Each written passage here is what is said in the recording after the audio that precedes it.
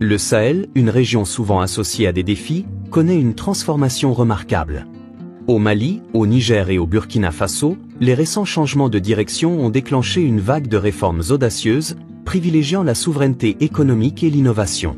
Ces changements libèrent le vaste potentiel de la région, des richesses en or et en uranium aux énergies renouvelables et à l'agriculture durable. Mais cette histoire ne concerne pas seulement les ressources, elle concerne la résilience, les opportunités et une vision pour l'avenir. Le Sahel pourrait-il être la prochaine frontière économique de l'Afrique? Rejoignez-nous pour découvrir comment cette région en plein essor façonne son destin et redéfinit sa place sur la scène mondiale.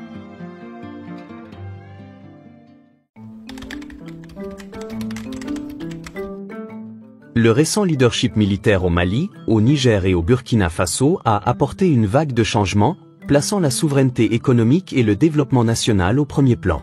Ces gouvernements ont remis en question le statu quo, passant de la dépendance à l'aide étrangère à la promotion de l'autonomie et de la collaboration régionale.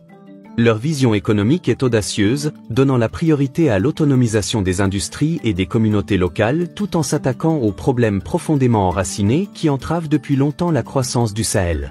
Au Mali, le gouvernement intérimaire a mis en œuvre des politiques visant à accroître les recettes de l'État provenant de ses abondantes réserves d'or. En réduisant la corruption et en renégociant les contrats miniers, le Mali s'assure que ses richesses naturelles profitent directement à sa population.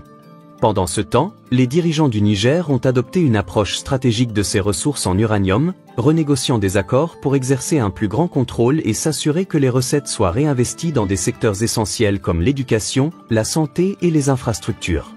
Le Burkina Faso, connu pour son potentiel agricole, a renforcé son soutien aux agriculteurs locaux par le biais de subventions, d'un accès aux technologies modernes et de politiques qui encouragent l'innovation agricole. Les dirigeants travaillent activement à revitaliser l'économie rurale, à assurer la sécurité alimentaire et à créer de nouvelles opportunités de revenus pour des millions de personnes.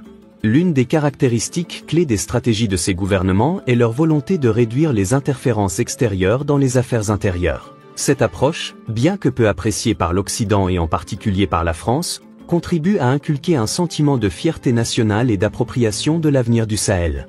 En donnant la priorité aux industries locales, en favorisant le commerce régional et en construisant des infrastructures plus solides, ces dirigeants posent les bases d'une croissance économique à long terme.